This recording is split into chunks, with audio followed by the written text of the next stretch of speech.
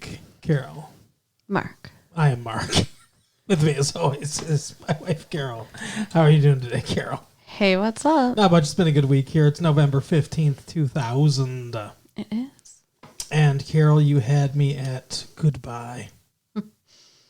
I love Jerry Maguire. Yeah, but it's the inverse. I know. You had me at hello. So, what did you think about... Yeah, what did you think about this movie? Did you say what I think about this movie? God damn it. What are we recording again? Do you even know what year it is? Not really, no. It's the new millennium. It's the millennium. It is. You just did it. Woo. Woohoo. It's Dawson's Creek, Carol. Got it. Horny Creek on it. My brain is engaged with the creek now. Yeah. Not a very horny episode. No, not really. Was there even a kiss? I don't think there was even a kiss. 1/4 condom. Right? So, Carol. Yes, This Mark. turns out to be... Okay, I guess I'm doing all the heavy lifting here. This episode turns out to be the finale for Andy McPhee. I mean, we haven't... that's not official, I guess, but I'm guessing she may appear at the end of this season when I assume they're going to graduate. Although, based on the conversation she has with Jack, I'm not even sure that'll happen. I'm not even sure that'll happen either. They say something about her walking at graduation or whatever, so she might be like a special guest star at the end of the year or whatever. But it also could just be that she's just gone. Yeah. Speaking of just gone, there was a shock at the end of the episode. Yeah.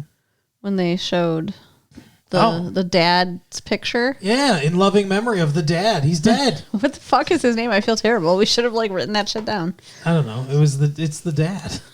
Andy and Jack's dad, that actor died. He was in this episode. Yeah.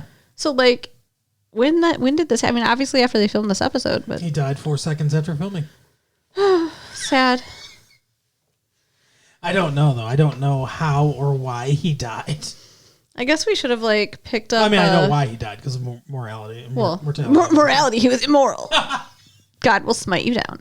I guess we should have picked up I don't know, an episode.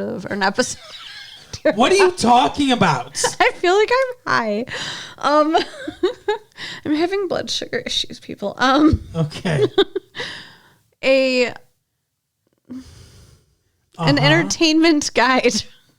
I don't know. The TV guide? I don't know if the TV guide would say how he died. Jesus Christ. National Enquirer. I don't know. Where do you read about celebrity death? I don't know. David Dukes, that was his name. I remember because it's like David Duke, the KKK guy. Okay. But anyway, yeah. I don't know. Probably a heart attack. It's sad. Yeah. So, I wonder if that has anything to do with her character exiting the show or not. I don't really think so because it's not like he was he wasn't even in all the episodes that she was in and stuff. He was a very minor, he'd show up every once in a while. Even when we were at the McPhee house, it's not like he was there all the time. No, he was gone on business a lot. Even in this episode, though, it struck me how much they changed his character from the beginning to now. He's so nice. He is. And it's what do you do? I mean, people can change, sure, but not that much. Not when you're already old. Not when you're already minutes away from a heart attack. God.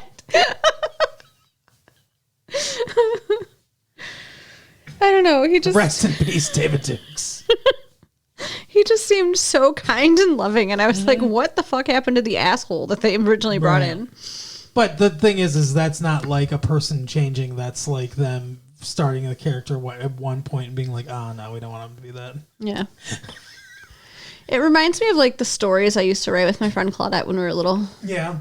Yeah, just start one way and be like, no, change. But that's not how grown-up show writing should be. Right, yeah. Like, if, I remember, like, doing that in school and stuff like that, too, where it's like you would start a story, you'd write, like 2 sentences or, like, a paragraph or something like that, and then you'd hand it to your friend, and they would continue the story, Yeah. and then they'd hand it to a friend, and they'd continue the story, and, like, you'd just go until it got back to you and everything.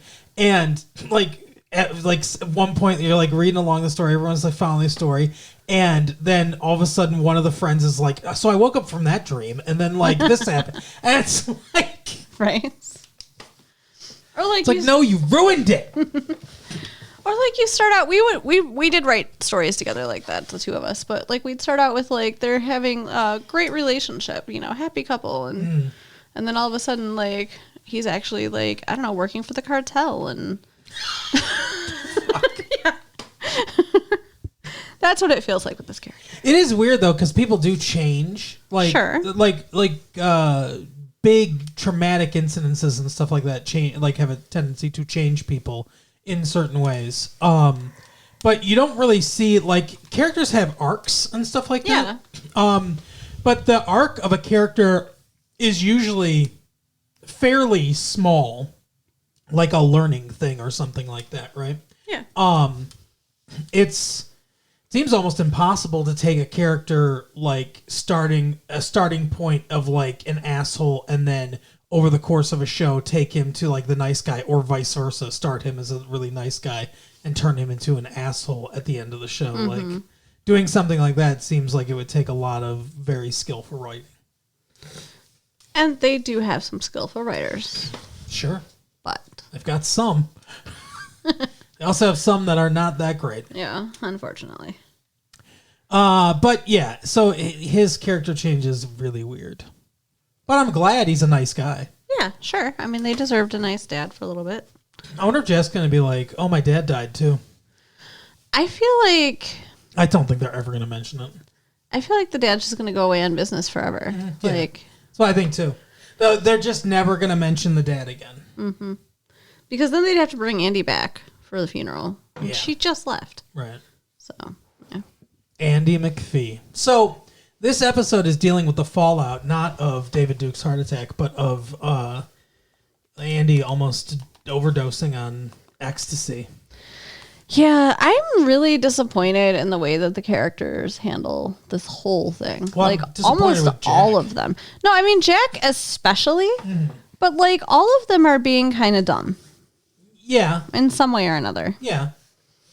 I mean, I guess Dawson has no real emotional investment in her overdose. But, like, Pacey is hanging around too much. Yeah. I don't like what's going on there. I'm glad they got rid of her. Seriously. We couldn't handle another love triangle. No. And I feel like she'd win. Honestly. Maybe. I mean, she slept with him. That's true. Joey never slept with him. That's true. And he's almost like, Joey who? What?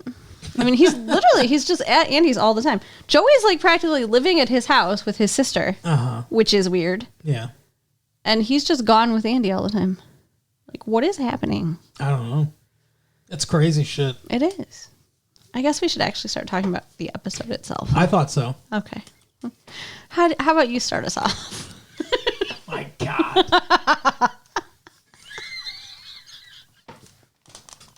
All right. So the episode starts with Joey in the counselor's office, and the counselor's like, hey, all your applications are done except for one to Williams College. I don't know. Williams College sounds familiar, but it just makes me think of William and Mary. Now, I have to ask a question. Do guidance counselors actually help this much with, like, applying to school? Because I didn't go through this. I didn't have help. I just applied. And it seemed, like, way over the top. No, they help. They help like this, yeah. I mean, they help set up your... you work with your counselors a lot, like, in your senior year. I would say that's probably a good portion of their job. Okay. Is just working with seniors. Because I didn't need a ton of help, like, really. She was just like, where do you want to apply? And I was like, here, and she helped me set up the applications and stuff like that. I didn't really have to write essays or or anything like that, because I applied to all like in-state schools, and I wasn't like trying to get like a lot of scholarship money or anything like that. She talked about some scholarships and everything, but like, you know, like I just didn't really pursue anything. I had someone paying for it. So didn't have to worry about it. But anyway, so like mine was really easy, but yeah, they help out a decent amount. I had to write a essay when I tried to get into U of M. Yeah. Obviously, it didn't work, so guess I could have used a counselor. Do you think you could have written an essay that would have gotten you in? Yes. What the fuck? Really? I could have. I didn't obviously make it, but do you think there's something you could have written that would have gotten you in besides, like, I don't know, a check to one of the admissions people? I was the frickin' vice president of the Honor Society. I had a 3.8 GPA. Oh, I'm sorry. So, okay. Yeah, I feel like I had a decent chance. You were talking about going from I'm talking about graduate school. Okay. I was thinking of high school. No, there was no way. Okay. I didn't try to get in from high school. All right. I was thinking of something else. Yeah, no. Anyway, so the counselor says everything's done except for your application to Williams College, I think, or whatever. You need your peer. A peer. What? Not your peer, a peer. Yes, I am proofreading. You need your peer essay. Uh-huh. Jesus. Why don't I do this episode alone? Okay, I'll go take a nap. You need your peer essay. So you have to, the question being the peer who knows you best. Yeah. Has to write an essay about you. A peer recommendation from the one who knows you best. That's right, peer recommendation. That's what it is. And she's like, "Oh, I haven't done it yet." And she's like, "No, you need to. You know, who are you gonna give it to? Who do you know best? Or who knows you best?" And she's like, oh, that's hard." And she's like, "Just close your eyes and picture the person that knows you best." And it's like, it's like, wait, no, it's the title character. Yeah, I mean, it's obvious that it's Dawson. And but she doesn't want to tell Pacey. No, she doesn't want to tell Pacey. She really doesn't want to tell Dawson almost. I mean, she's really she should have just asked her sister. Her sister's not a peer. Oh, yeah. You said that in the episode when we were watching the episode. And then, later in the episode, they're like, it's a peer essay. And you're like, oh, it can't be her sister because it's a peer. Andy. I don't know. Anybody. I would have asked anyone other than... Andy, you think Andy knows her best? No, but how would the college know that? It's just an essay. Well, come on. But what's Andy going to write? I've known her for a year. Oh, the person that knows you best has known you for a year. Lie. Whatever, 2 years, 3 years, whatever it's been. Just saying. I mean, it's just an essay to people who don't know you. Write it your fucking self. Make it up. I'm, Mrs. Dingleberry, and I've known Joey. Mrs. Dingleberry, the peer. The peer of Joey. Like, you're not even lying well. What is wrong with you? I told you. Blood sugar issues, and I need a nap. But no...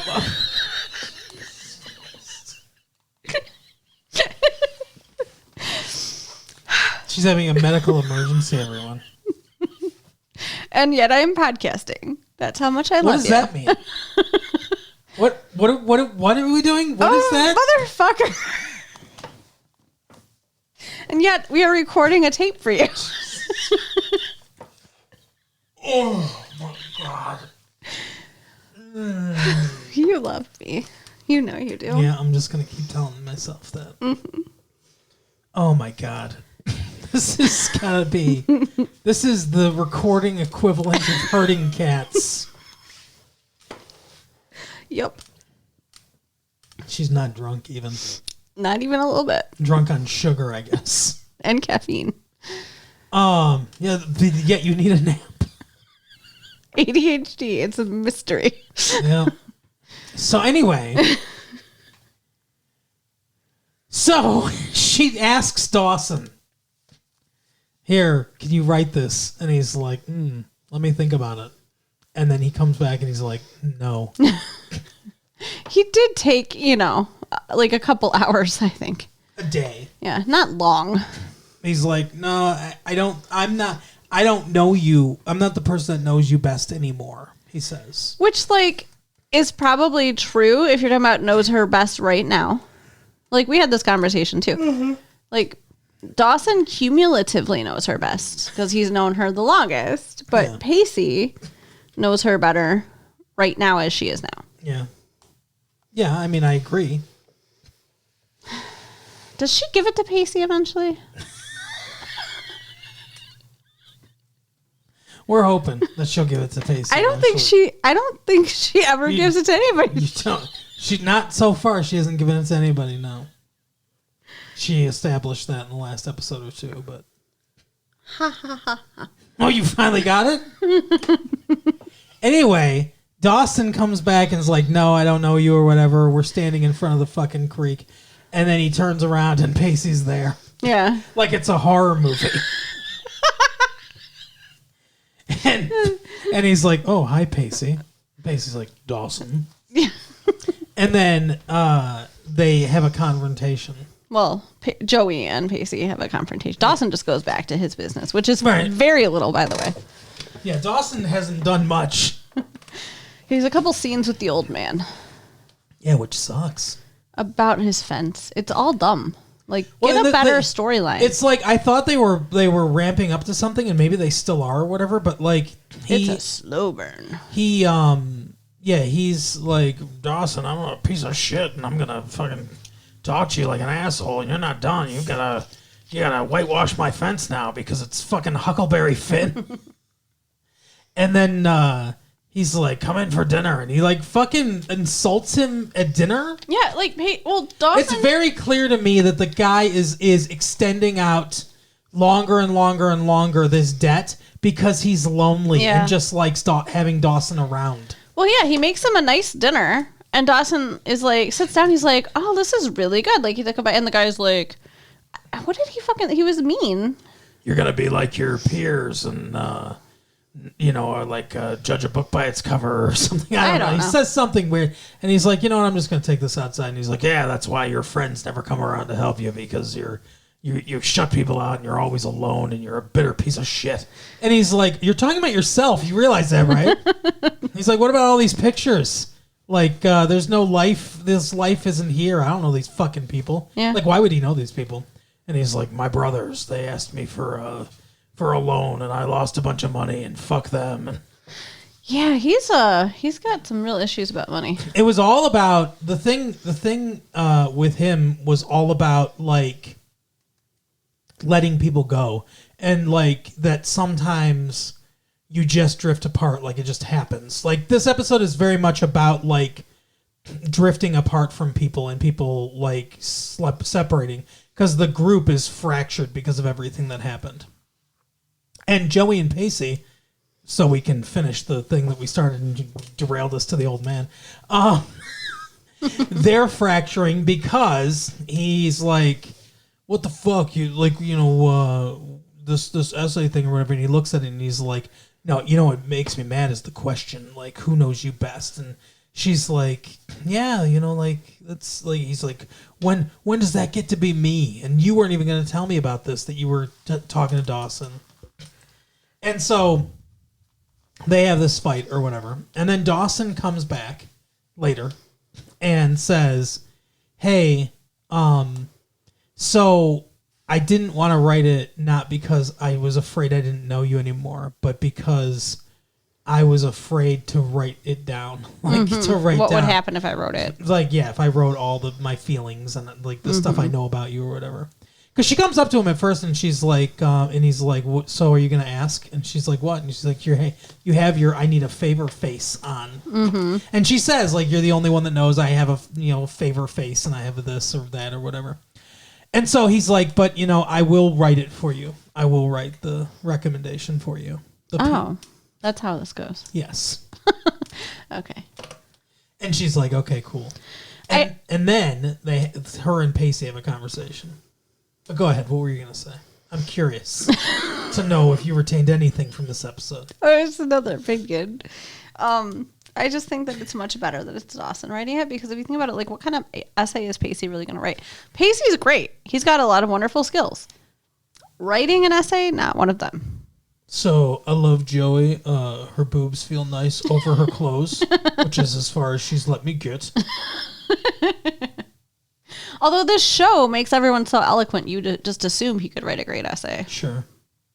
But anyway, so they have a conversation, and she's like, oh, Dawson was there when my mom died, and Dawson was there when I broke my arm, and Dawson was there this, Dawson was there that. Mm-hmm.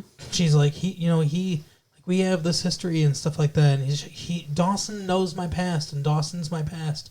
You're my future. Mm-hmm. And she's like, what you're going to be 10 years from now or whatever, the person that knows me best, Mm-hmm. Which, it's, it's sweet. If they stay together for 10 years, yeah. Yeah. Seems unlikely. They're fucking 17, so. Yeah.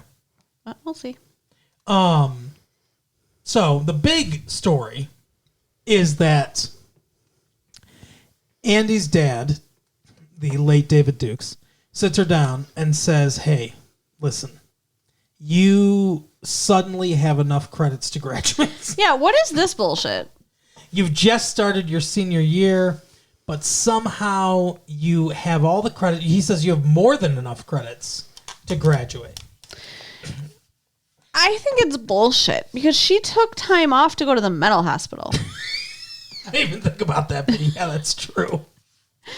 How advanced was she? Right? Like, they, at least in my school, I don't know how everyone's school is. And did we go to the same school? I don't know. Does that fly in the face of the backstory of this show? I don't know. Who knows anything? But in my school, they set it up so that, like, your fourth year English class, like English 4, which is a requirement to graduate. And, like, I think English, it might have been English and government, they were requirements to graduate, and you had to be a senior to take them. Mm-hmm. You couldn't take, like, there was no way to take English 1 and 2 your freshman year, mm-hmm. so that you could then take English 3 your sophomore year and English 4 your junior year. Like, they set it up to where, like, you had to, like, when I was a senior, I could have blown off every class except for those 2 classes. I didn't, but I could have only gone to those 2 classes and graduated, because they were the only requirements I had left to graduate. But I still would have had to go to those 2 classes. Yeah. And pass those 2 classes. So I don't know how she has accumulated. Like, it seems like most high schools set it up to where you at least have to have a class or 2 your senior year to graduate. Yeah. So you can't just finish in 3 years. It's weird. I mean, maybe they did some kind of advanced placement stuff with her. I don't know. Because he did say, like, Jack brings her homework, or no, Pacey brings her homework. It's one of the times Pacey's hanging out with her. He's like, here's your AP English and your AP mm-hmm. Calculus or whatever. So I guess she's taking all advanced placement classes. But it seems, maybe there are some high schools like that, but it seems weird that your entire senior year is basically just freshman year of college. Where, like, you're taking advanced placement classes that you hope you're going to get college credit for, so you can finish college earlier. It just, I don't see that. And honestly, if that's what she's doing, then her dad gave her some really dumb advice, because save the money. Yeah, no shit. But whatever. But anyway, her dad's like, look, you're stressed out, and I don't remember the last time that I saw you relaxed. But then I was thinking about it, and I was like, I remember the last time I saw her relax, when she was 11 in Italy. What the fuck? So she's going to Italy to live with her Aunt Georgia. Yeah, for the rest of her senior year, take a year off before college. Mm-hmm. Lots of teenagers do that. It's called a gap year, but they finish high school. Yeah. I wonder why. I wonder why this actress needs to leave, because that's obviously what's. I mean, like, they wouldn't do this unless they had to. Right. Yeah. They either want her gone because they don't want her around anymore for some reason, or more likely, my guess is that the actress wants to go. Yeah. Like, what? I guess maybe we'll see her in some, huge movie or something soon. I don't know. But she'll start with Julia Roberts. And what's the other one? Sandra Bullock. Yeah, Bullock, yeah. Weirdo. But anyway, so that's the big backstory is she's trying to decide, should I stay or should I go? The clash style. Should I stay or should I go now? But she's upset that the entire group is fractured, and Jack is acting like a jackass. Oh my god, yeah. Like, Jen is trying to make up with him, and he is just glaring daggers at her and won't talk to her. And Jen wrote him an email that says 911 in the subject. Yeah, exactly. 911. And he just deletes it. Mm-hmm. Like, what kind of friend would do that? I don't know. I mean, if I was in a fight with my best friend... Maybe it was information about September. Maybe. September of 2011 or September the 11th. Maybe. I doubt that, but maybe. Yeah, it probably means emergency. But I mean, like, we'll never know because he deleted it and they never mentioned it again. Yeah. What was the fucking 911, Jen? I don't know. I miss you, 911. I miss you, Jack. Never let go, Jack. Never let go. Maybe she just said, hi, Jack. Maybe it was a 911, a 911, and she was just saying, hi, Jack. Maybe. Goodness. So, Andy sees that he does this and takes this insider knowledge Yeah. to write an email to Jen as Jack saying, come over, let's talk, let's be friends again. Yep. And poor Jen shows up all happy and starry-eyed and thinking, oh, Jack's going to be my friend. Mm-hmm. And he is a dick to her yet again. Yep. So, like, Andy just caused her more pain. Yeah. Bitch. Wow. And then she tells Jack about the possibility of moving to Italy. And he's like, what the fuck, you fucking asshole? You should be fucking here. Yeah, why would you leave? Why would you leave me? He's really being a dick. He is, like, just consistently for, like, many episodes now. But Andy comes up with her final gambit, which is to invite them all to dinner. Individually. Yeah, they all think they're coming just to have dinner with her. It's very sitcom-esque. Yeah. And Jen shows up last, which, like, did she do that on purpose? I don't know. Was she afraid that if Jen was there, like, she'll come 15 minutes later? Like, if Jen was there, nobody would come? I don't know, maybe. Maybe Jen's like, fuck you, and walk out? Maybe Jen's just usually late. Maybe. Real quick, before we get to the dinner, though, since that's kind of like the pièce de résistance, Drew, that fucking piece of shit. Oh my god, yes. All of a sudden, he's like the villain of the show. Does this show need a human like antagonist? Apparently. I just thought Time was the antagonist of the show. But he goes to the school and like confesses about the ecstasy. Yeah. And gets Jen in trouble. Like, why? I don't like, I mean, I guess he gets what he wanted, but it's like, how would you possibly know that it's going to work out this way? It's so funny, too, because, like, they go, like, go ahead, you do the thing. No. I have something to say about this because it's ridiculous. Well, like, Jen gets called down there, and, like, the police are there, and her grandma, and the principal, and, like, Drew's mom. And his mom. And they're like, Jen, Drew told us what happened. He's like, yeah, I told them about the drugs, Jen. We had to come clean. About our history with drugs and stuff like that and everything. And he's obviously manipulating everything. Uh-huh. And I think Mr. Leary, John Wesley Shipp, TV's The Flash. Who is the counselor. Is the only one who might actually kind of get it. Because the way he says, yeah, thank you, Drew. Like, seems a lot like maybe he understands. But, like, so yeah, he's obviously like manipulating the situation. But what's fucked up about this whole thing is he's like, don't you think that like I confess there should be some lenience or something like that? And the cop is like, considering everything, I think 100 hours of community service should satisfy it. Are you a fucking judge? Right? What the fuck, cop? Like you're just giving out a sentence? Well, okay, that's 100 hours of community service. You're good. Like, what? That is really weird. I didn't even think about that. But yeah. It makes no sense. None. I mean, maybe they didn't officially press charges. I guess not. Like, I guess, like, I don't know. Is he the school liaison? Like, the police liaison for the school? That would make sense, yeah. Maybe. Because maybe then he is in, like, a judgy kind of, like, way or whatever. It's like, you won't get in trouble with the school if you do the 100 hours of community service, I guess. Or else you might get suspended. I don't know. And then, too, like, when you have to do community service, do you get to choose what you do? Because I don't know. I don't think so. I wouldn't think so. But Drew's like, hey, Jen, let's figure out what we're going to do with 100 hours. There's a catalog of community service things. And he's so excited because they're going to hang out. Like, that's what he wants. Are you fucking kidding me? Like, is she that good in bed? And do you really think this is your route to getting her back into bed? Because I feel like it's more your route to get stabbed. Yeah, because she is very much like, I'm never fucking forgiving you. I don't care about you. But the most upsetting thing about this is that Grams believes all the bullshit. Instead of like listening to her. Yeah. And I thought they had grown more. Right. Well, so did Jen. She's like, why are you not listening to me? Why are you not believing me? I thought we had something. She's just like, I've never been more disappointed with anyone in my whole life. Like, those are knives and daggers. Yeah. Awful. Awful Grams. I'm very disappointed in Grams. Bad Grams. So then, not a golden gram at all. No. So then she goes to the dinner, and Andy gives this big emotional speech of like, you guys are fucking morons. She's like, she says to Dawson and Pacey and Joey, you know, you guys were there at the beginning of the show.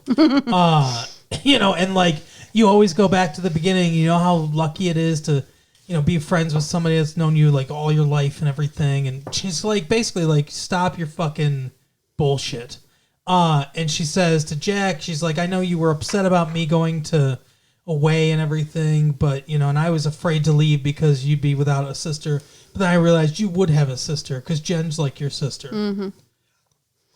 And then that just magically makes them make up. Everything's better. It's ridiculous. She gives this speech and it cures everything in the world. I don't know why. Like, I don't know if it was my mood or what, but like this episode did not sit right with me. Like, it was too saccharine.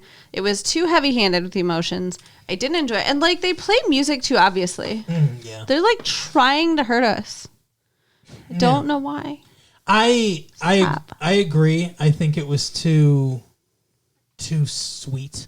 And I don't like the idea that everything can be changed with the right speech. Like, is just, it's so artificial. Like, that's not how things happen in real life. No. And like at the end, they're taking like a group photo. Mm-hmm. And she's between Dawson and Pacey, and then she's like, "Oh no!" and steps away so that they have their arms around each other. Yeah. Like, okay, and now they're gonna be friends because they touched each other.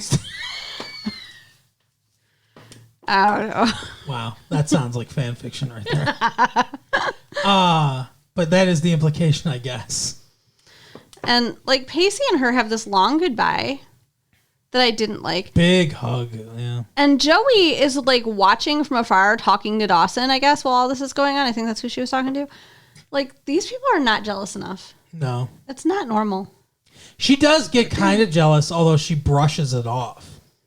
What did she do? Like when they're in the argument or whatever, because she's like, were you ever going to tell me? And she's like, you're never fucking around anymore. Yeah. Like, I have time to tell you. And he's like, oh, this is about Andy, huh?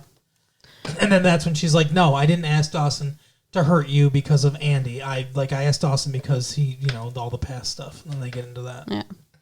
But I think she would be well within her rights to be pissed about how much time he was spending with Andy. Yes.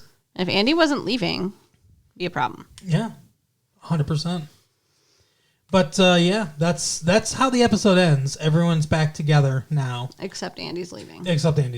Yeah. Jen and Jack make up, and they're going to be friends again, and maybe Dawson and Pacey are making up. Yeah. Pacey and Joey have made up. Joey and Dawson have basically made up. We'll see. It's going to be interesting. And Drew is an asshole. Yeah. Well, he's this show has decided they need someone like that in the show. I guess. It was more fun when it was Abby Morgan because she's hotter. But but also like it was fun because at the beginning it was like these are like very like this is like teen dramedy characters, like stock characters, and then you throw in this character that does not fit into that world at all. It's a fun idea, but this guy just fits in. like he fits in as the antagonist. He plays this very much like teen dramedy antagonist, as opposed to like it's like really. And part of it's the writing. I think part of it's the writing, and part of it's the way the guy is portraying the character is portraying it. But it was more fun when it was like that Breakfast Club episode or whatever. That was such a great episode. Like where it's like they're doing all the tropes, and then Abby Morgan is just like, "Oh fuck this!" like that's like throwing a wrench into the whole thing. That's an interesting idea. Yeah, like deconstructing this whole genre that you're writing is a good and interesting idea. But this guy doesn't do it. Mm-mm. He just seems like he just fits into the asshole role. Yeah, it's annoying. But yeah, that is the episode for the week, Carol. It is. Tell people where they can find their own blood sugar spike, since that's making you feel so good. You can write us at latefee1994@aol.com. Mm-hmm. Check out our website at www.retrolatefee.com. Yep. And share the tapes with your friends. All right, see you next time. Bye.